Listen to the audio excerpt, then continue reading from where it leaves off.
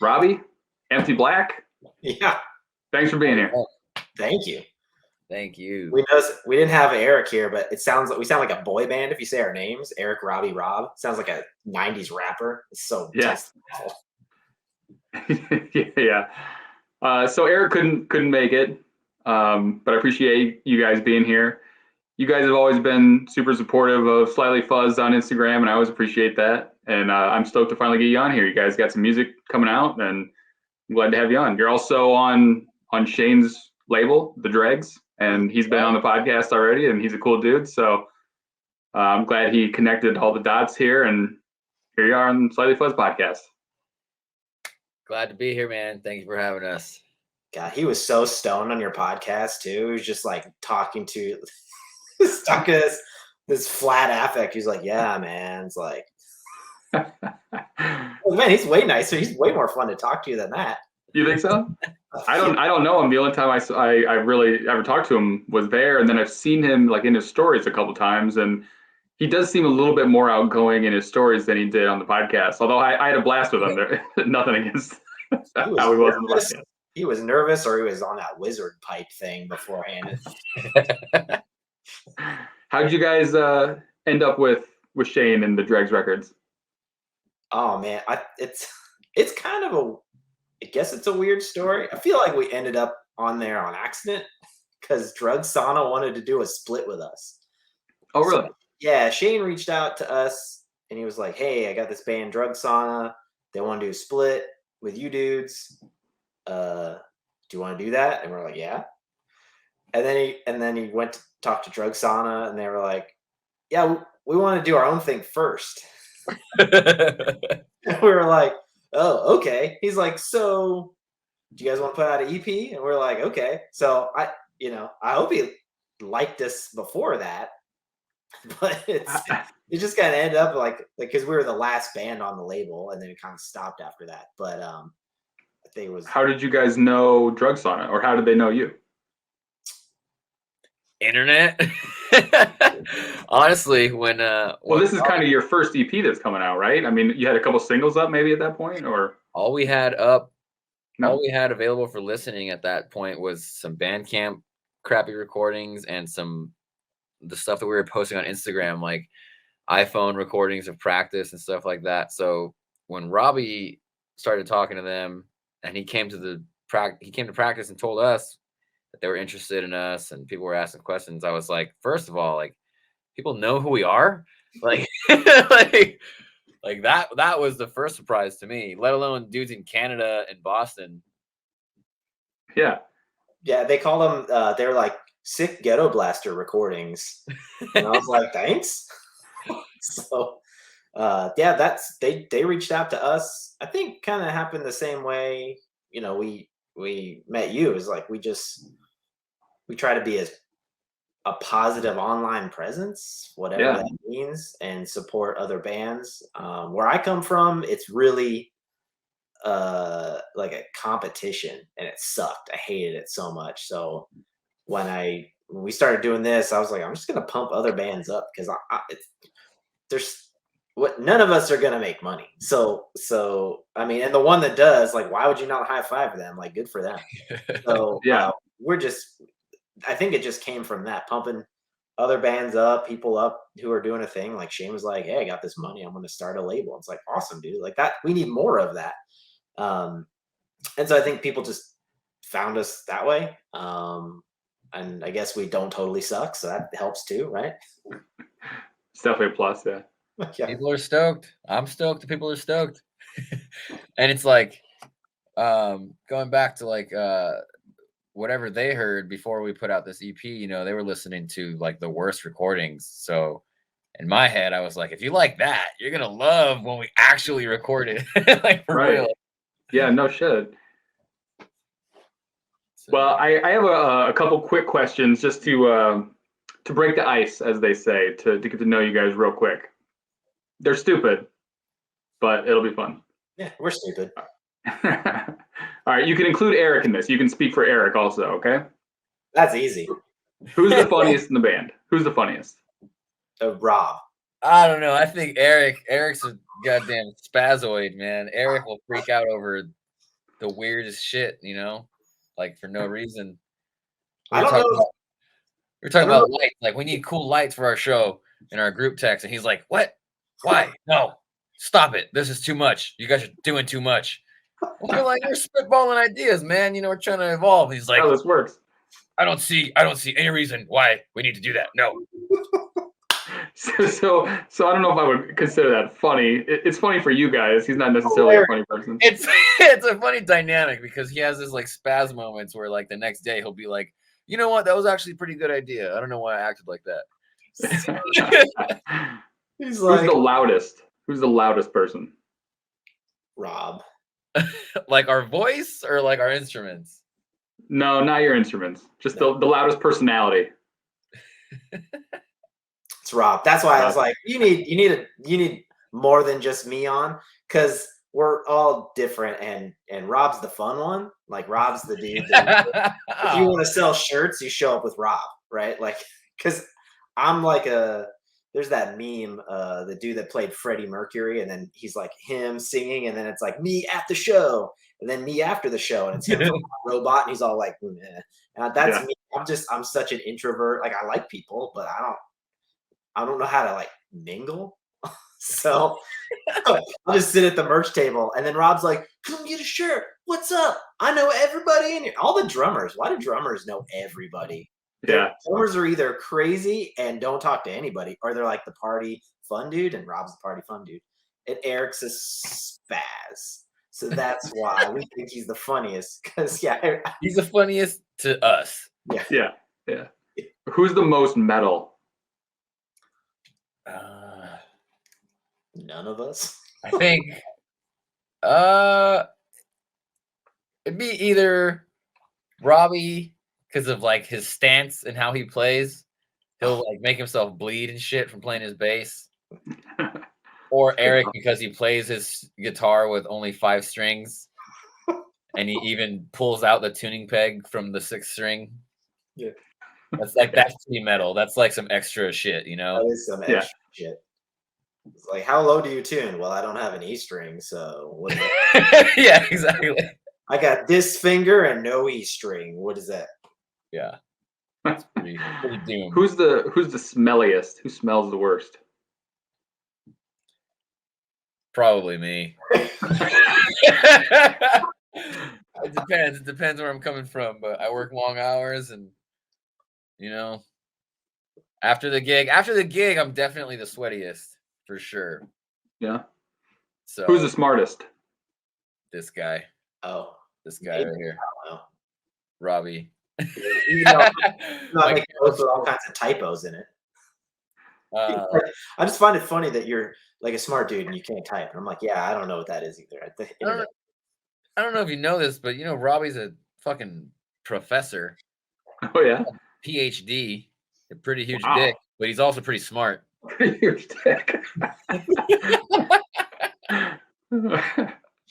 No, but for real, he's actually a professor. He's like books and shit. Professor of? I'm a professor of special education. Not specialized working with kids with emotional behavior disorders in like juvenile justice. Wow. All right. You are the smartest. I had a advisor who said people with PhDs aren't the smartest. They just put up with the most bullshit, because people who are actually smart don't do all that work. So I was like, oh, you got a point. So I know a lot about like one thing. Right. Yeah. All right. This is the last question. You can take it literally or figuratively. Who's got the biggest balls?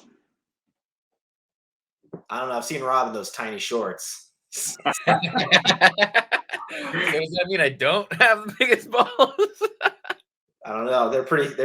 He's saying that because he's seen my balls through my shorts. Yeah, they're huge. All right. Right on. Good to know. Figuratively would be Eric. He freaks out on everything. I don't think he doesn't think about what's happening as he's doing it. He's like telling us stories about how he gets pissed at people in restaurants and stuff. I'm like, you should like chill out, dude, before you get stabbed somewhere. He's like, I'm not scared. I'm like, okay, well. You guys are in Atlanta too, right? And you get you could definitely get stabbed in Atlanta. You get shot before you get stabbed here. Okay, fair enough. The highest murder in the country. Not that that's any better. Yeah. But yeah. That's what you call when your balls get bigger than your brain. Yeah. That's why I was nervous when you took him on a rap video. I was like, "Are you sure about that?" Yeah, we worked a rap music video recently together. I'm a lighting guy out here, so I brought him on. Really? Yeah, I brought him on with me for a day of work, and you know, it was a good time. Are you a fan of rap or just a job? Yeah. I listen to all kinds of music, especially living in Atlanta. You know, I respect the culture and everything. It's a part of the city, you know. For sure, it's a big part, yeah. So when we pulled up, usually when you work these gigs, you don't know what the client is until you show up, or So I showed up and see these like old Chevy Chevelle and a fucking Camaro sitting on like 24-inch rims. One's orange, one's blue. I was like, oh, so I guess we're doing a trap video today. But it was a lot of fun. You work with anybody well known or anybody cool or? Yeah, I mean, honestly, these new artists are so new. Like, I'm not really up to speed. That one was for an artist named Summer Walker, who is on the radio. I did another music video for Coil Ray, who was also on the radio. But I mainly do film and TV work, feature films and episodics and such. So awesome. The music videos are kind of like random here and there when I get the call. My wife did Playboy Cardi, and so there's just like this whole like we're like in the trap genre, but now there's like this goth rap genre, and he's like a vampire dude. He's got the coolest black metal merch I've ever seen in my life, and I was like, I gotta get some of these shirts, but I don't have 90. Like I wish, we could sell our t-shirts for $95. $95 for a shirt. Kanye West type shit. Yeah, and they're all sold out. You can't get anything. But yeah, holy shit. Yeah, they're super black metal. Like they look like. But he's a rapper, you said? Yeah. Wow. Yeah. Between that or like the SoundCloud, like the I guess the emo white kid rappers that are here. There's a lot of that like SoundCloud, like early 2000s Hot Topic aesthetic with a SoundCloud rapper kind of vibe. I don't fully understand it, but hey, man. I don't want to sound like an old man, but I don't know any of this new shit. Like I like rap, all right. I like underground hip hop and like classic shit. I haven't recognized the fucking name in like 10 years. Yeah. That's why when you ask me like about music videos, if I work with anybody, like, I mean, I wouldn't know it if I did. I got to know them that day. Mm-hmm. To be honest, you could just go to the mall. There'll be 3 videos being shot. If you just walk around with iPhones and stuff like that, like everybody's shooting video. It's so interesting.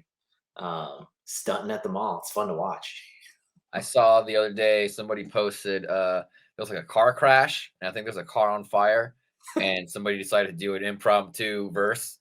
It's like his homie's like got the iPhone out, and dude's like doing his thing on the curb with the car burning in the back. And honestly, it's pretty cool. Kind of awesome, yeah.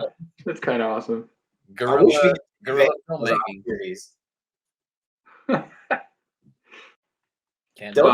Oh, dude, look this fucking 6-car pileup. Let's shoot a metal video. You can't do that. Speaking of some metal videos, we should play your video so everyone can get an idea of the music that we're actually talking about, rather. Yeah. And then we can talk about the EP a little bit. Okay. Talk about I'm good. The video that came before this video if you want to.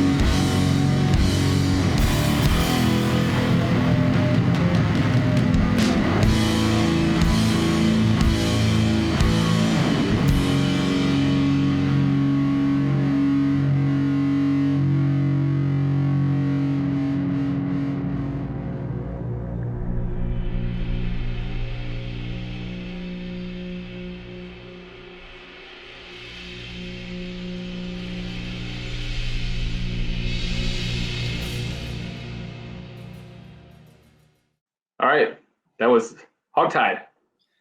That is a terrifying music video. We watched the whole thing.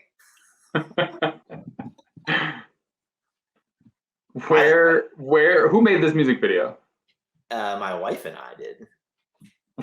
Where did all this footage come from? The internet. Do you know all these films and stuff that you took stuff from, or most of them? Because they look awesome. They look like they have got to be just insanely either bad or insanely good horror movies. Yeah, most of them are a bit of both. So background. So you need context, I guess. So my wife, she's a baker now, but prior to this, she was an effects makeup artist. And so we've always enjoyed like horror movies and effects and things like that.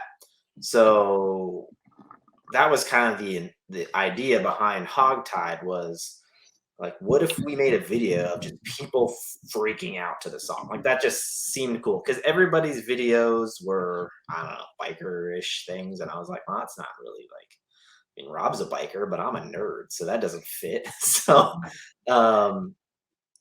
we had that idea and we just looked up movies that we knew where we could find cool freakouts, but we wanted like vintagey stuff, like because they have the best like close-ups of people screaming because they weren't so overtly effects heavy, so they would go more with like, I don't know, good acting, and they you make you feel what the person saw even though you couldn't see it. So we went for that aesthetic. But before we did that, we hired a dude to make us a video, and I'm not going to say who it was because they're doing a lot of videos for people, and that's cool if that's what people are into. But we asked for just that. I was like, hey, we want vintage horror freakouts, like people freaking out to the song. And we want, we don't want to see any monsters or anything like that, like, because if you notice that, like, you don't see, other than the one clip from the guy from Return of the Living Dead, we left it all out because it was like they're freaking out to the song. He was like, yeah, cool. And then he sent us the brutalest shit we've ever seen. And we did not know what to do because we paid him. We were like, it was pretty like we wanted like a level of disturbing, but it was like we wanted more campy, like implied horror type shit. This was like real, like fucked up, dark shit. Like women getting snatched by the throat and shit. And then like switch cut to another scene of a chick tied up screaming. And I was like, oh man, there's a lot of Rob's feedback was like, can you make it less rapey? and I didn't mean to like offend him or nothing, because dude did he did, he cranked it out quick and it was put together well. But the content was a little rough. Yeah. People were like getting killed with drills and shit, and like, and just, it was like, and I now thinking back, because like, part of it you can't always place blame on, like, maybe I wasn't specific enough about like what we wanted. But I think he took Hog Tied, like the song title, literally, where our song titles are just placeholders. They mean nothing. They're just stupid things. Like I was writing a song today, and Jasmine, my wife, she's like, you should call that song Free Britney. And I was like, done. It's called Free Britney. And then Rob's not gonna like that, so I'll just call it Meth Tooth or something.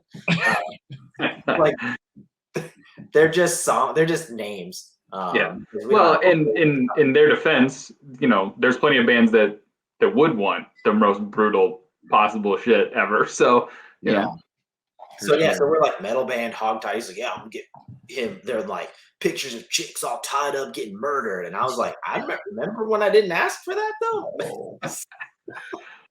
There is some disturbing shit in your video though. Like I love that, like, before like real like digital special effects and shit, like when they would show like the skin like melting off the body and stuff. I love that shit, man. It's just so gnarly. It looks so much more fucked up than like the special effects of today. It's too real today, where 30, 40 years ago, whatever, just looked just gnarly as shit. Like Raiders of the Lost Ark when they open the Covenant and then their Nazi faces all melt and you're like, Yeah. yeah. What's his name that did fuck, I don't know my horror movies that well, but Harryhausen or the special effects guy that did like the skeletons marching with the, you know what I'm talking about? Oh, I don't know the name of the guy, but you're talking about like Clash of the Titans and stuff, or are you talking about Army of Darkness? Army of Darkness, I think. Oh, okay. Yeah. I think his name's like something Harryhausen or I don't know. People watching are gonna be like, dude, this is an easy one. What the fuck are you doing? Hugh Hausner. That's the guy. That's the guy. But I love that shit. So when I was watching your guys' video, I was like, yes, I love that kind of like era of horror, you know. Practical effects. Yeah. You know, a lost art form. Well, trying not to get it lost, you know. There's a lot of people that are still doing that shit around town. And it's cool. It's cool to see. There's definitely a place for it. People love that kind of stuff, and it kind of comes back into fashion. You know, as people, there's like a subculture for it, and they're interested in it. You know. Well, they noticed that when it swung the other way to like all digital stuff, like when you get the early 2000s, it's just terrible. That you need a happy medium of both. That both really work well together. So there's a lot of really cool practical things that they do together. That they do shot on a green screen, or they'll like have like green bits in parts of the makeup, so that part they can do digital, but the rest you get the real effect. So it's really they found this happy medium where they don't like completely replace it. You know, Marvel movies and stuff like that. Even Marvel movies, they do a lot of really cool practical effects. Like I haven't seen a Marvel movie in like 15 years. Well, maybe you're missing out. Am I? I mean, I'm probably right there with you. Maybe you're both missing out. And most of them are made like down the street. At Marvel Studios in Pinewood down the street. Well, no, I mean, yeah, but by Marvel movies, I mean like any superhero movie. I think like I'll watch like Batman movies when they come out, but that's about it. I haven't watched any Spider-Man, Hulk, Avengers, Fantastic Four, any X-Men, any of it. They got a She-Hulk now. Oh, all right. Oh yeah. There was always a She-Hulk. She-Hulk. Always been a She-Hulk. Yeah. You're like, they make enough money. They're not having my money. Yeah, I don't know. I just never been into it, I guess. Yeah, same. Not a fanboy. But to kind of the same point though, is like the Batman movies are sometimes kind of gritty, whereas it seems like the Fantastic Four or whatever the fuck is like they're meant for like 10-year-olds or something, and can't do it. Yeah. It's like sitting through a 2-hour long pop song. Yeah. I know. Well, I watched the Joker, and I was watching. I was like, this is kind of scary. Like, this is white male rage. Like that wasn't even like a superhero movie at all. It was just like how this fucked up dude is a fucked up dude. And I was like, I think the wrong person sees this movie, and that's not good. Yeah. It wasn't as great. I think everybody's like, they're going to make this really great, bold statement about mental health. And I was like, they did not do that. They made a bold statement about rage and what that's turned into. I was like, this is a little scary. I didn't read that much into it, but Well, I have a PhD. Yeah. Pretty huge dude. Fair enough. Let him know. Oh. That's right. Touché. You're right. Point taken. I know some things. I agree, though. I think that's why, like, some of those movies, I don't even like saying. When I watch that, I'm like, why am I watching this? This is making me so uncomfortable. I don't want to spend my time watching this shit. It's really disturbing shit all the time. You know. So, all right, let's get back to the music. Oh, yeah, all right, yeah. Back to Empty Black. Okay. So you guys are an instrumental band. Mm-hmm. Why? Was it because you just were like, instrumental music is what we're into, this is what we're gonna do? No one wanted to sing, you couldn't find a singer. How was that decision made? I think all of those things. Yeah. I think Eric was gonna sing at first. He was like, "I want to do this, man." And I was like, "Okay, can you do it?" He's like, "I don't know, I can do it." I'm like, all right. I'm not very convinced by your "I don't know, I can do it." So we wrote songs that we just didn't even think about it at first. We didn't, we were playing. We didn't know how many members we were gonna have. We just started to do that, and then just to fill space, we would write songs to like that would sound cool. They would just be fun to listen to, and or at least for us, fun for us. Really, you never know. Like you don't know a song sucks until you show it to somebody and you go, "That sucks." But in terms of like us, we're like, "Well, these sound cool. They're keep us occupied." And then we started playing with Rob, and we just decided. I don't even know if we even talked about it. We just kept doing it, and now we're here. I think it fits for the genre, right? There are there's a lot. Quite a few instrumental band. It's so weird because people go, "I didn't know you were instrumental until I listened to your single," and I was like, "There's never been vocals in any video we've ever like." What gave you the indication that we did have vocals? Because Drug Sauna was like, "Let's do AC/DC covers," and I was like, "Okay, but." We'll be really slow with no vocals. I don't know if you're gonna figure out that we're playing an AC/DC song, but they're like, vocals? And I was like, no, did you? So it just kind of turned out that way. I don't think it was I want to start a instrumental band. I got my own reasons for playing instrumental music. What's that? What? I don't want to interrupt, but for me, playing instrumental music is like,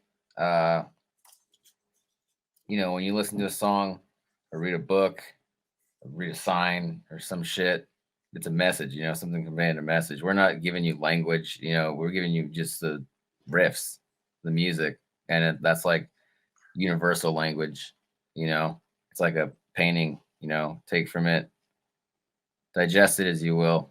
I'm not going to tell you how to feel, but I'm going to smack this drum, and you're going to feel it. So there's your that's why I ask, because like I never know what the reason behind it is. I mean, is it just like, well, I don't know, we like playing, we couldn't find a singer, we just decided to keep fucking going? Or is it like a conscious decision, like there's bands that specifically have like this vision of playing long 20-minute no vocal songs as like this form of art.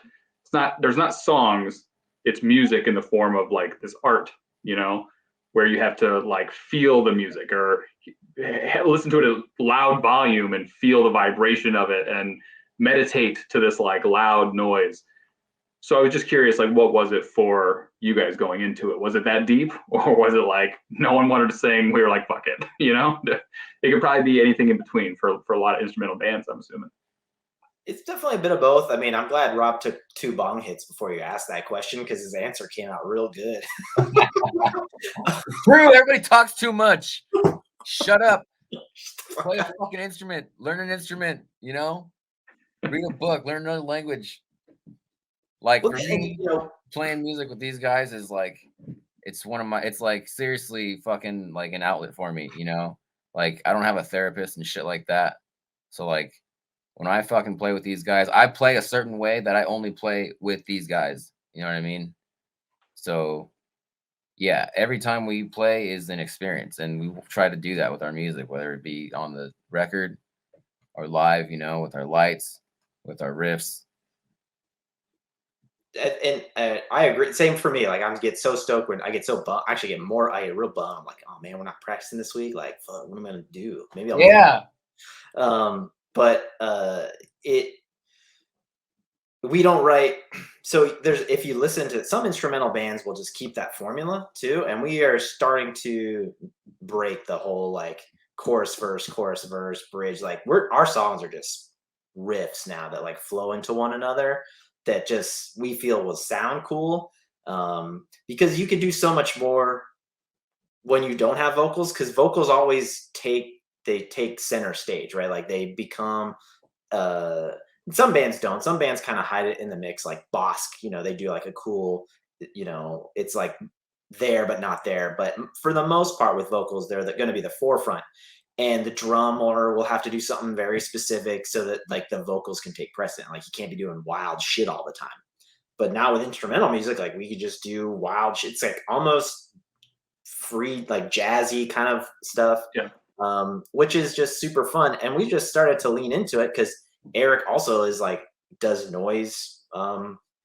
He does noise track. He has his own like independent, we like just like everybody on Bandcamp, their own independent noise band or whatever. But his are quite good. And so we're like, let's do noise tracks. Like, let's make this an experience. And then Rob's lighting dude, and we're like, let's make some lights and stuff. That's why it's so funny because I was like, I learned about DMX lighting the other day, and I asked Rob, and that started a whole freak out from Eric. I was like, hey dude, what's up with DMX lighting? And Eric's like, what are you talking about, man? It sounds really expensive. Like really good where it is right now. And I was like, I'm not talking about tomorrow, dude. I'm talking about like maybe next year. Like, what are we like? Here's some cool options that we can do. Because if we're not gonna sing, what are people watching? How are they interacting with it, right? And so let's give them like a whole bunch of sensory experiences. Yeah, what I found, and I've never been like super into instrumental music, and I listen to music when I'm working or when I'm driving or when I'm mowing the yard or when I'm working out. And there's songs, there's 4 minutes and there's a verse, chorus, verse, and you hear it and it makes you feel a certain way or whatever. I don't smoke as much weed as I used to. So it's not very often that I get to just put on headphones and listen to like a 40-minute art piece, But like listening to your EP, it felt like it was just like one piece. I never heard a switch from this song to this song, and the only time I had to like change anything was going from side A to side B because I had it in 2 different files. But for the most part, it was like I would just listen to it continuously, and I started to kind of get it. Like for someone that doesn't listen to instrumental music very often, I kind of like understood the experience part where this isn't a 4-minute song that you hear an idea and the verse, chorus, verse thing, and it's a thing all of it in its own. It's like, this is an experience. Mm-hmm. And then I was like, well, you have to be in the right atmosphere to experience stuff like that. Mowing the yard is probably not the best time to listen to a 40-minute sound art experience. But if you were at a concert, if you're watching Empty Black live and you had lights and the loud amps and all that kind of shit, like that would be the appropriate time to experience it, That's the goal. And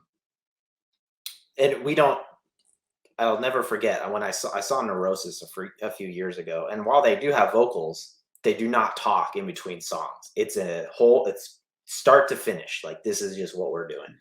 And we took that very same approach. Like, the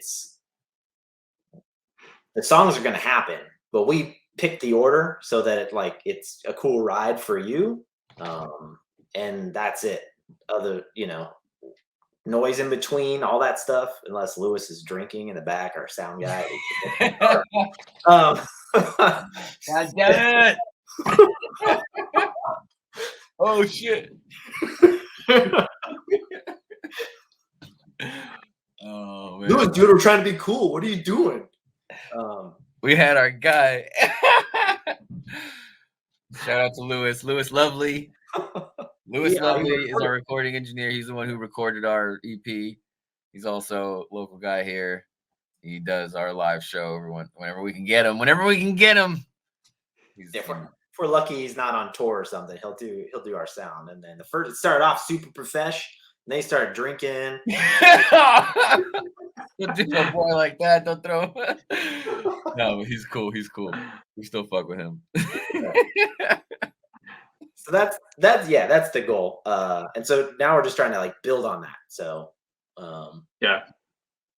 I'm definitely starting to appreciate it in a different way. I mean, there's lots of bands that, I was just reading a book called Electric Wizards that just came out like a month ago, and it's all about heavy music and kind of like an anthology of like, not really like a history, but it pinpoints a couple different key moments in like heavy music and talks about them and stuff. And it started getting to the point of like drone music and even talking about like Earth and Ohm and even Sleep and stuff, like all these, and just stuff that I like Sleep, but a lot of bands that I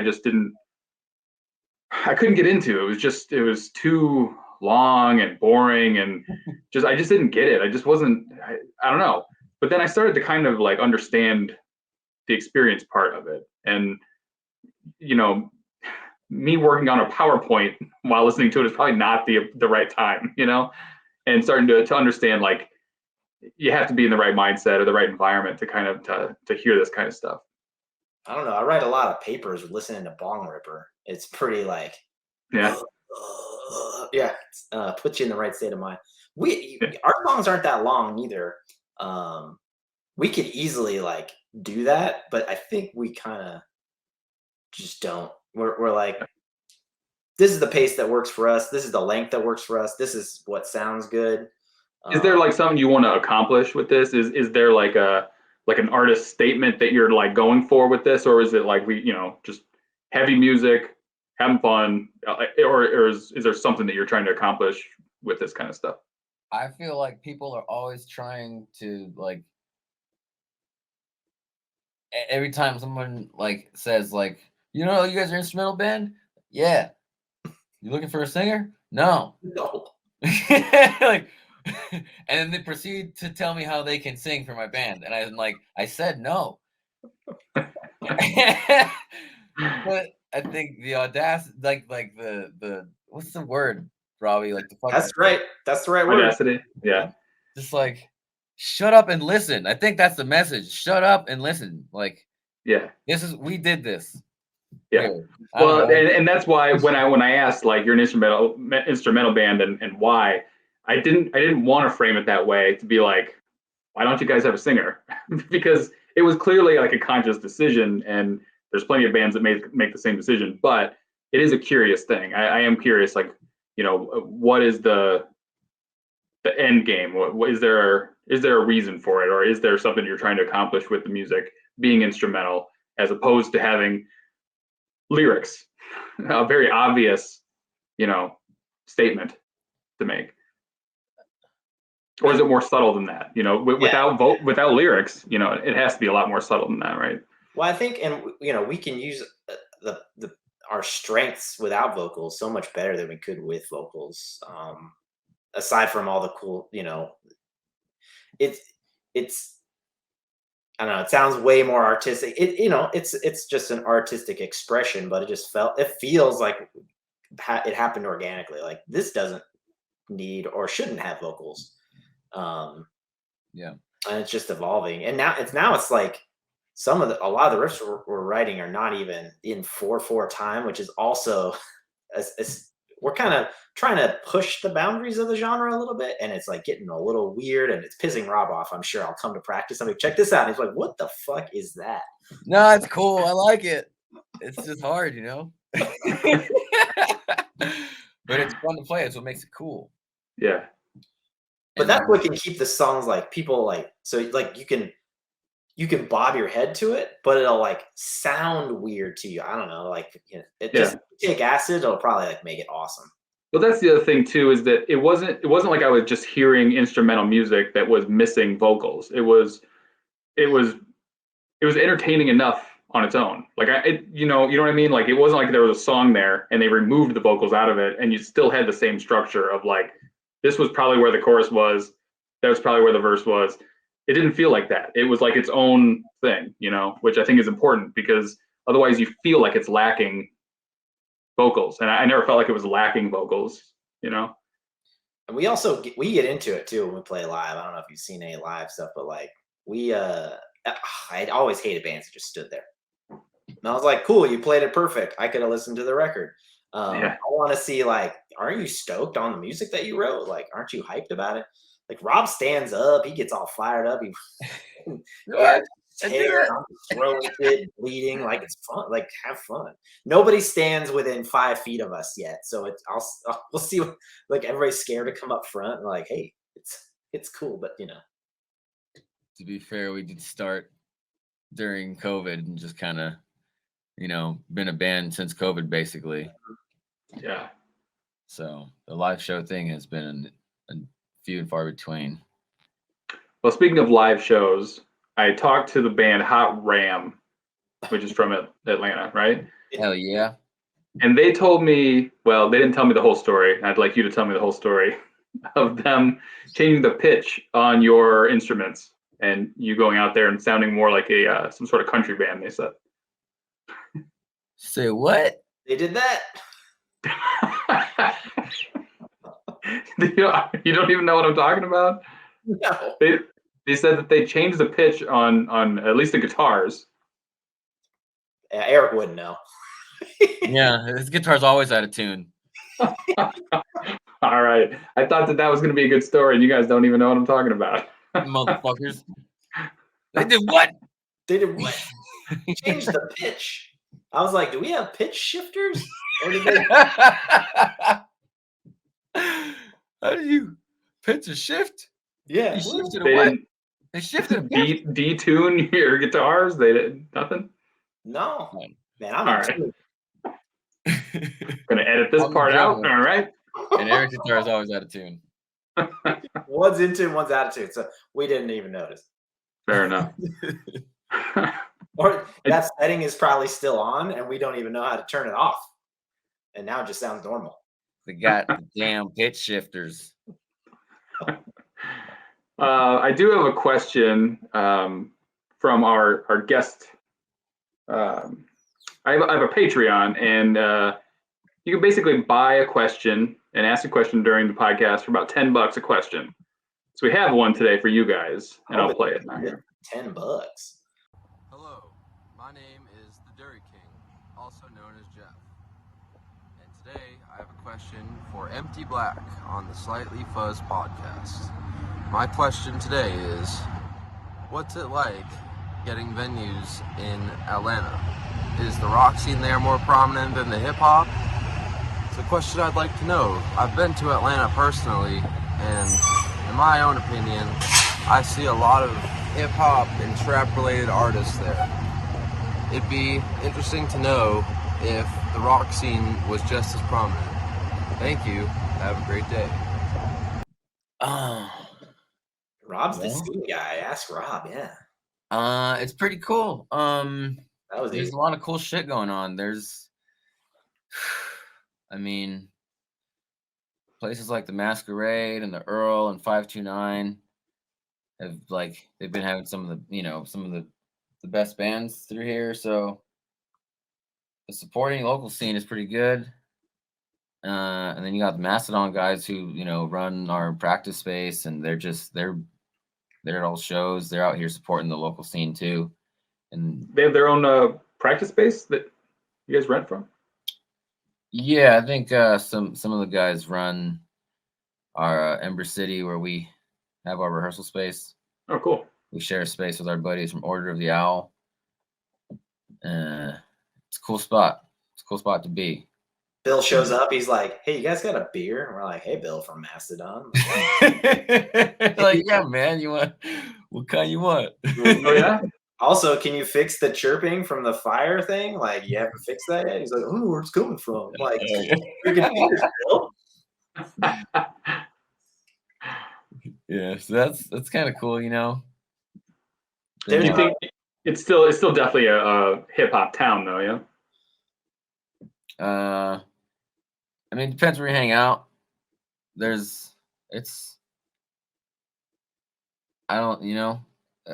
where you go and what night of the week it is, really. Because, like I said, even those venues that I mentioned, they have all kinds of shows, Yeah. It's kind of surprising how many bands that are maybe bigger, I guess is the word to use, that we don't realize sometimes. Like dudes that Rob knows. like Cloak is from here, and Withered is from like all these like death metal band. I don't even know. I think because we have like he said like rocking metal scene, but I think we have different metal scenes here. That's what it feels like to me. Like we have like a bigger death metal scene, I would probably say, than anything. Although Order of the Owl, who we share practice space with, is like pretty large doom band. They've been around for a long time. But I think the death metal scene is like I always see those death metal dudes walking around. Lots of long hair and shirts I can't read. So I wanted to cross over because like that's the idea. Like I'll play with anybody. Like it doesn't have to all. It's boring for all the bands to sound the same. That's no fun. Yeah.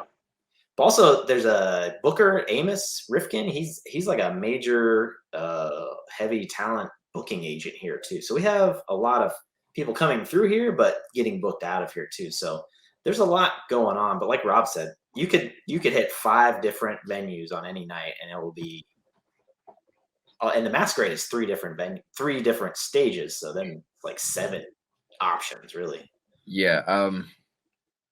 I've been one of the sound guys there for a while. And so part of what I love about working, I haven't worked there in a minute, but what I loved about working there was going out to the courtyard where all these 3 shows, people come outside to smoke and get air and shit, and it's all in the same courtyard. So you'll have 3 completely different shows. You'll have a death metal show and like a fucking goth night across, and like Caribbean fucking soca dance night on the other one, and everyone's outside hanging out, like, you know, mingling in the courtyard.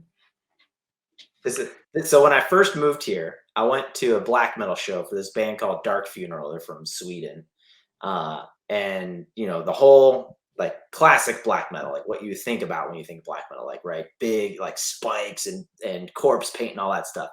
So I'd only been here for I don't know a couple of months. Moved from Vegas, and my wife and I got out of the car in the parking lot, and we looked around and we saw a bunch of people wearing like white and black paint, like corpse paint. And I was like, oh, fucking yeah, metal show. But we got closer, and they were juggalos, right? And I was like, wait a minute. Are juggalos into black metal in the South? I'm so confused. What is happening? What? No. The black metal show was at this part of the Masquerade, and ICP and Twisted were playing over there, and Rob was probably doing sound for that show. And those 2 groups did not get along well together. Yeah. So I was very confused. I was like, there's a lot of paint. I don't know which show this paint is going to. It's a lot of black and white paint. Yeah. I don't know. I got my own feelings on ICP shows. I'd imagine that well, I mean, I don't hear a lot of people talking about going to Atlanta for big shows, but you have like the biggest airport in the world. So I'd imagine you get the biggest bands coming through. It's got to be a hub for a lot of that stuff, right? Yeah, especially people going from Florida up, or going from Florida, from Louisiana, or from Alabama or Tennessee, North Carolina. It's pretty well connected to all those places, you know. Yeah. It's a big pivot point for any direction that you're going in, and any major tour that we see is booked is usually an Atlanta date. Yeah. On there. Yeah. I guess I don't really pay attention necessarily, but well, you don't live in Atlanta, so you're not like, hey, I'm gonna go to this show in Atlanta when I live in Chicago because it's also coming here. I'm a couple hours from Chicago still, and the company I used to work for like 7 years had a headquarters in Atlanta, so I'd go there like twice a year. You know, we never got to do a whole lot of fun stuff, but went there quite a bit. You didn't get to go to World Coke? Atlanta's a cool little town. I mean, it's like not a little town. It's a city with like kind of small town vibes, kind of. Depending on the scene, but here in the East Side, with the music scene, the local venues and bar scene here, it's like pretty close knit. Pretty cool community. Yeah. We're playing up the street from Rob's house in December. We're pretty stoked. brewery. Yeah, it's gonna be awesome. They have this roll-up door, and they fucking open up like to the street. So everybody on that street is gonna hear us, whether they like it or not. It's a free show, so like all the people that are like, maybe I'll come, will totally show up to a free show. Right. Yeah. And we got some touring guys coming on that show. It's gonna be sick. We got Lair from Virginia and Doomsday Prophet from North Carolina. We've been talking with those dudes. Yeah, I know Doomsday Prophet. I had a couple conversations with them. Yeah. We're supposed to play with them in November with Cosmic Reaper. Cosmic Reaper invited us to play our first show in North Carolina, so we still owe them a show, but we canceled a bunch of shows because of COVID. It was mostly me because I have a 9-month-old and she can't be, it's not really a difficult way to protect her. And I've worn a mask at our shows and stuff, but we're just trying to be like, do the right thing. Everybody was super understanding. Most everybody. We're cool. We're cool now. But, so it's cool that we're going to get to play with them. And then Rob's friends, Deadlink, are going to open, which is cool because they're not the same as us, which is what I want. Like, I want shows to be a little something for everybody, because then how do you ever reach people beyond the people that like what you already play? Like, right. Play with other bands. Yeah. I feel like you guys could probably go in and out of some of these different genres a little bit, especially without vocals, because a lot of times that's kind of the sign of like you're black metal, you're death metal, you're what, So without that, I mean, people are just like, you're heavy, you're in, right? Yeah, you could mosh to it. You could like get stoned and drunk and just throw up to it or do whatever. Yeah. Bump it in your van. If it runs or if it doesn't run, you can still put it in your van. Radio works, man. Be a lot cooler if it did, huh? All right, you guys want to do the Fuzz Round now? Sure. Rob will tell you about his van, though. We got this cool van for our band. But you want to talk about your van? I'll listen to van stories. But it's sick. What do you guys say about my van? I love the vans, man. Tell us. Van is taking me across the country twice. Well, once across and then back. So I guess it counts as once. Twice. It still counts as twice. Sure. Yeah. But it's an old machine. It's a lot of parts. Parts wear out. It is what it is. It's a life. It's a lifestyle choice. What kind of van is this? You got a big like dragon on the outside of it, or you got the little like circle window, or what kind of van is this? It's a 1988 Chevy G10 shorty with 100-spoke chrome Dayton rims. Swapped out the front end with like Jeep headlights and an old Chevy truck grill. Just goofy shit like wood paneling and shag carpet. And I was gonna say, you got shag carpet in there, or swivel seats. And nice. I don't have. Yeah, I have triangle bubble windows, and the side door no longer is a sliding door. It's now it's a gullwing door.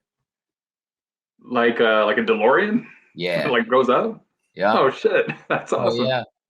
And color changing LED headlights. Yeah.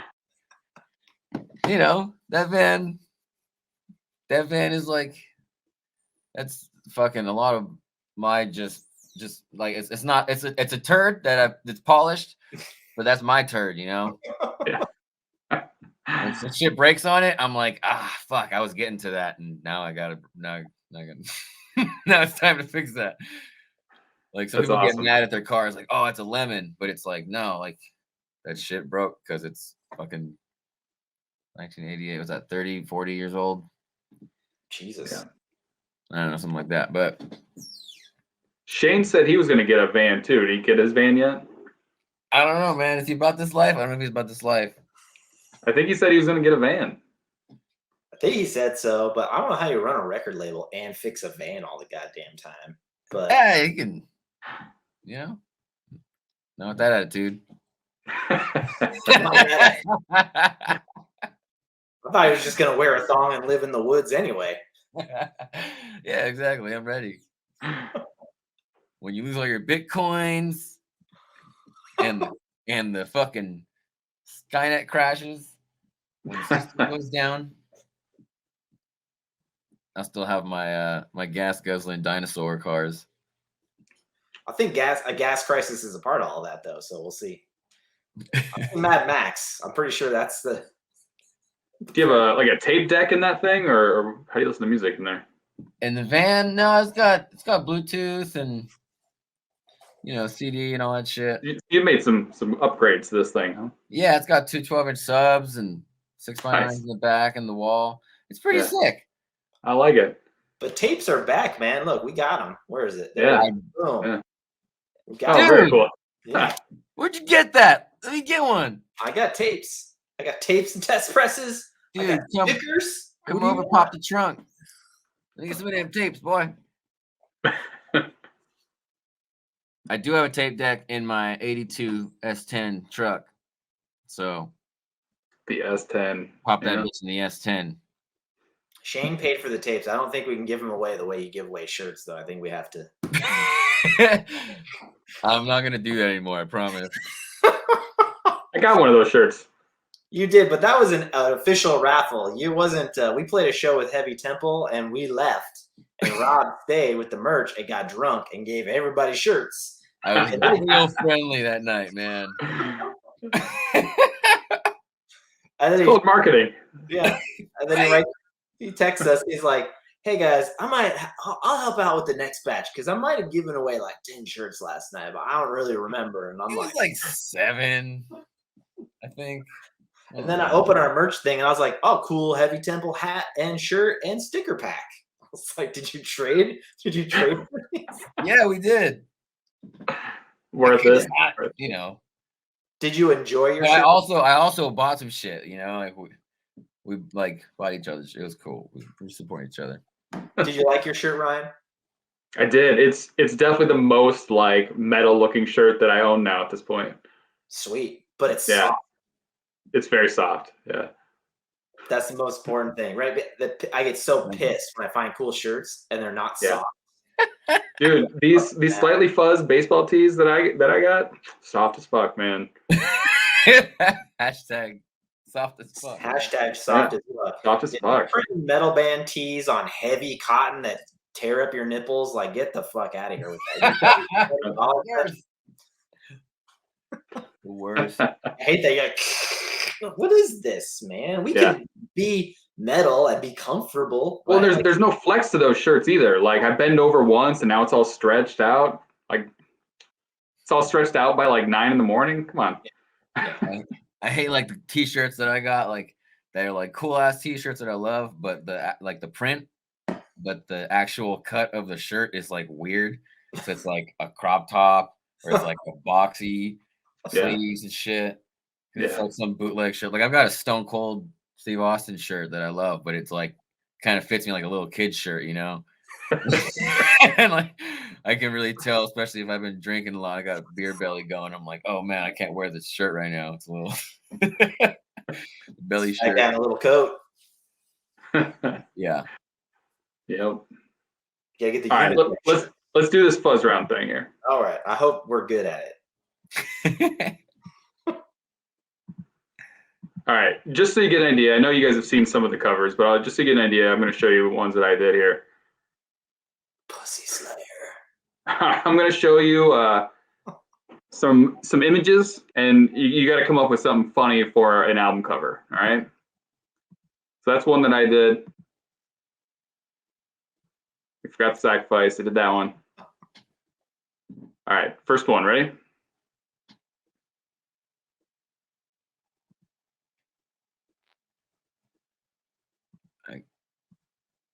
Oh yeah. All right. So we're doing an album cover? Yeah.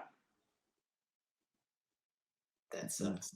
Because I'm like the whole time I'm thinking when you're stranded in space and can't stand the person you're with. There you go. But that's not an album cover, really. Oh, it's all right. You can turn that into something. Like you want like a band name or what? Oh, whatever you want. You got a funny band name or a funny album title?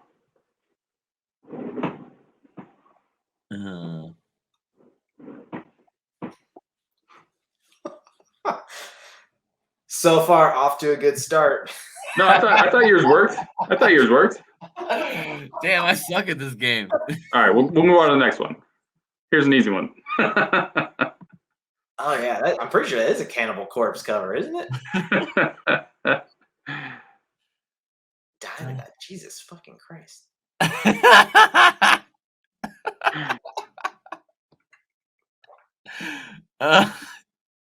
I supposed to name this? Yeah, name it. Come up with an album title or a band name, either. Band,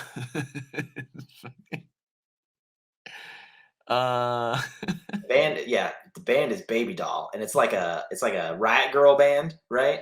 From the '90s. That would make sense. Yeah. It's in Pretty Little Princess. That's what we'll call it. Mommy's Pretty Little Princess. Jesus Christ. I shouldn't have fucked that sheep. There we go. Now we're getting the spirit.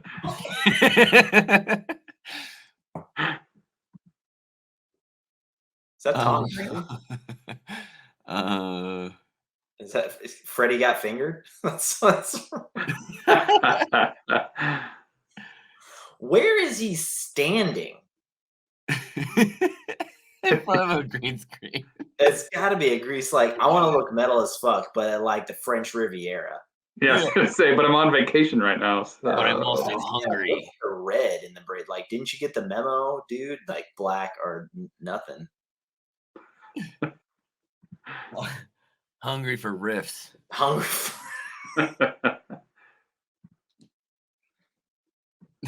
Oh, that's Casey from Order of the Owl. Hey, what's up?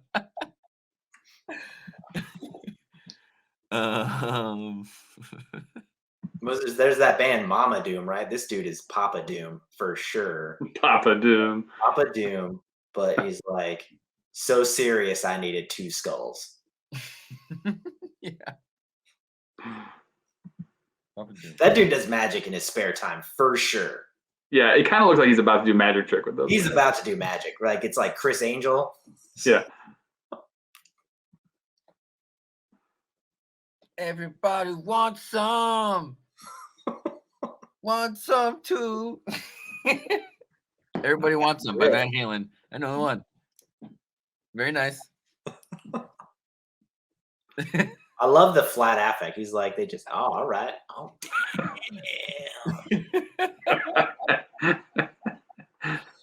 I have a lot of questions about the scarecrow tattoo. Also, some Chinese symbols on his forearm. Yeah. Also, some tits on his other one. Like, oh yeah. He's like, I like comics and I like hentai porn, but I also like classic Sailor Jerry tattoos. Pierce my nipples 2 different ways, and I got Santa Claus on one chest. Yeah. Santa Claus. It could be a self-portrait. It could be a self-portrait. Maybe that's what the title of the album is, right? Maybe this is the solo album, right? A portrait of me. This is who I am. Is that portrait of me. Co? Ready to fuck. Ready. That's a go. Ready to fuck. Hold on. Is he getting the earplug? What's happening? I don't know. No, man, he's just vibing. Oh, I see it. See the camera down below? He's one of those scumbag photographers that I like to shoot models at my house, like boudoir shoots, like. Yeah, he's like, take your shirt off. I'll take mine off. Don't worry about it. Yeah. This guy's on a Backpage ad for sure. Oh, that's what Eric Robbie Rob would sound like. Robbie Rob, yeah. It looks like Tom DeLonge in the middle. That's true. Something about spiders. This band's called Eric Robbie Rob for sure. Eric Robbie Rob. That's a good one. I think we should just call every album Ready to Fuck. Ready to fuck.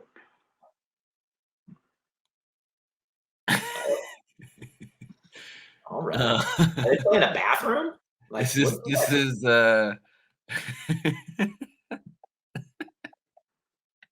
chili fries before the show. That band could be called Chili Fries. Like that would make sense because they look like corn, right? So they're chili fries. Chili fries in a cool font. I'd wear that on a shirt. Chili Yeah. fries. Duh. All right, bonus round. This is the bonus round. Last one. Ready? Oh. Uh, Hey man, that's pretty cool. Where you getting that? Look at that. that's the brutalest thing. People, we get a lot of questions about the artwork that we chose Oh yeah. and our title. They're like, "Why is it so metal?" And you're not like, you don't sound like that. I'm like, why do we have to sound like what the artwork is? Like, what is what? I guess they think we're a death metal band when you look at it. Yeah. But I thought you were gonna do a version of this and it was just gonna be a bunch of dicks in space. I have a version ready, but I'm gonna post it after I post the podcast, Oh, okay. or maybe before your album actually comes out. I don't know, but I got one ready for you guys. Okay, sick. I like it. Rob was like, "We want like bones and stuff," and I was like, "Yeah." Like you're lost in. That's the concept of the album. Like if you listen to it, like being stranded in space for a long time. That's kind of the whole. Now I'll go listen to it again and see if you figure that out. I'm gonna have to get on another level. I think get on Rob's level. I think. There you go. Get on Rob's level. Get on my level, man. It's like I'm just hitting drums, man. Feel it. Yeah. Yeah. Great. Everyone should fucking find that thing, you know? I'm surprised the fact that I don't smoke weed never came up. I thought I was gonna get yelled at for that. By me? Yeah, the question, like, how do you play this? Eric always is like, it's so weird to me that you like this music, but you don't smoke weed. And I was like, well, I don't feel like they are the same.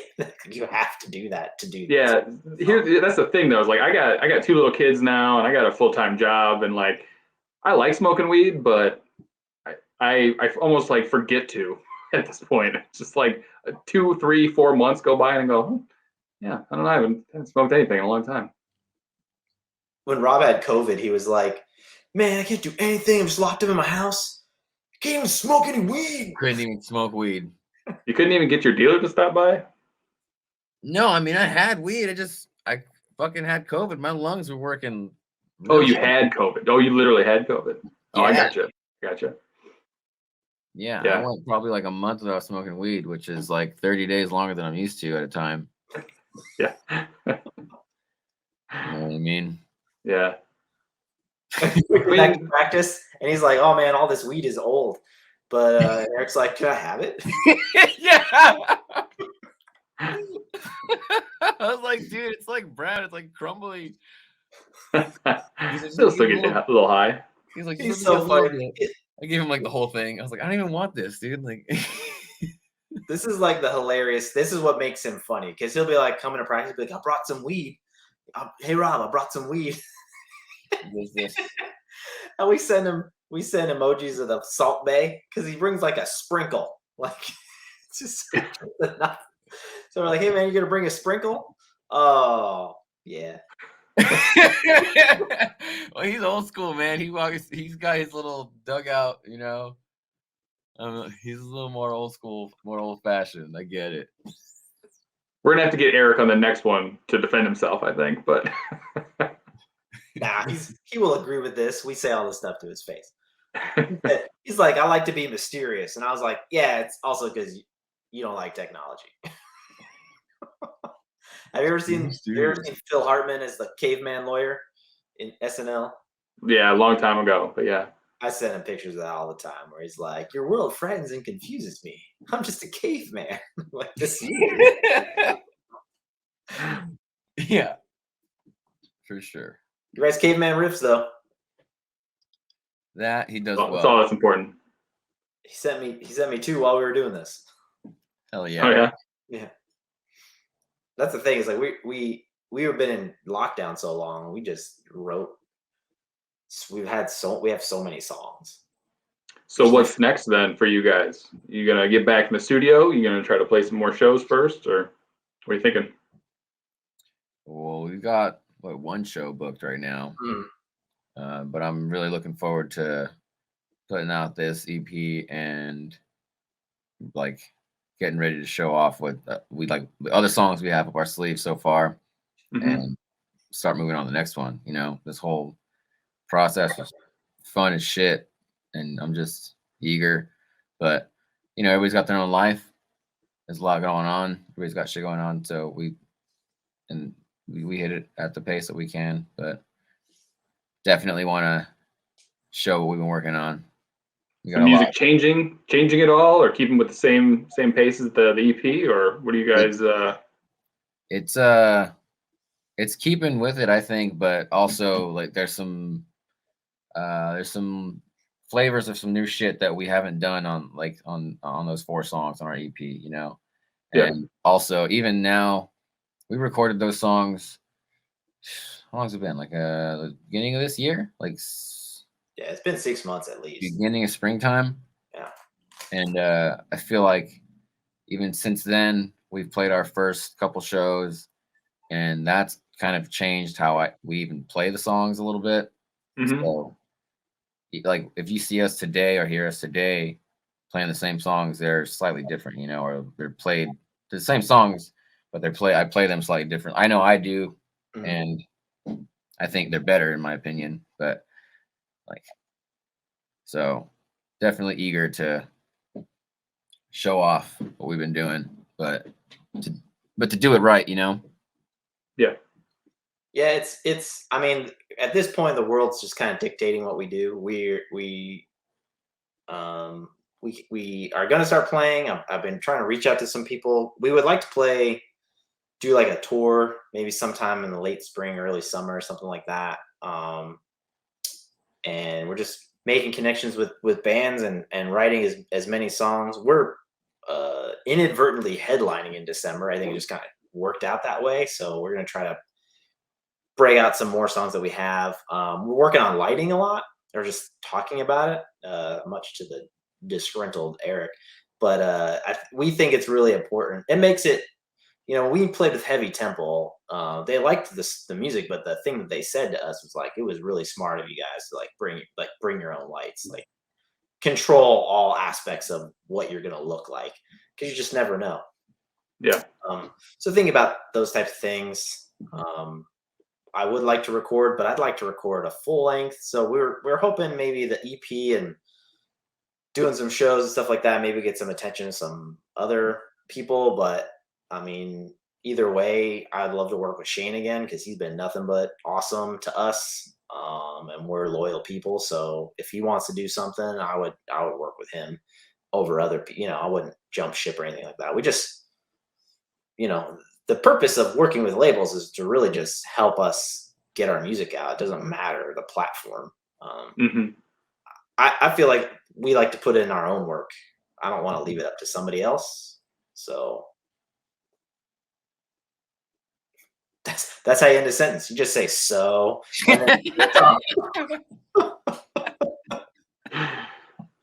Well, I'm looking forward to whatever you guys do next. And by the time this drops, the EP will be out. So congratulations on that. Thank you. Yeah. We did it finally. Right. Right on. Anything else you want to plug? Follow you guys on Instagram. Oh yeah, do that. Go grab the record. We're on Twitter too. Instagram, emptyblackdoom.com, right? Empty Black Doom on Instagram. That's where you'll see that, you know, you get the link to our website, to our store, to whatever shows we got going on, whatever stupid memes we're posting that day. So grab some t-shirts to make up for the ones Rob gave away. Yeah, we got some cool ass new merch. You know, we got 2 new shirt designs. We got free stickers with every order. We got that sick fucking Black Flag Rip sticker. There you go. And the eyes. Those are big ass stickers too. They're good quality. Yeah, those look big. Yeah, now you can tell. Next to my head. Yeah. But yeah, hit us up. Empty Black Doom on Instagram. And Yeah, come see Come to us in show Atlanta. if you can. Come see us in Atlanta. We're playing December 12th at Sabbath here in East Atlanta. Cool. Right on. Well, thanks for being here, you guys. Appreciate your time. Thank you, buddy. All right.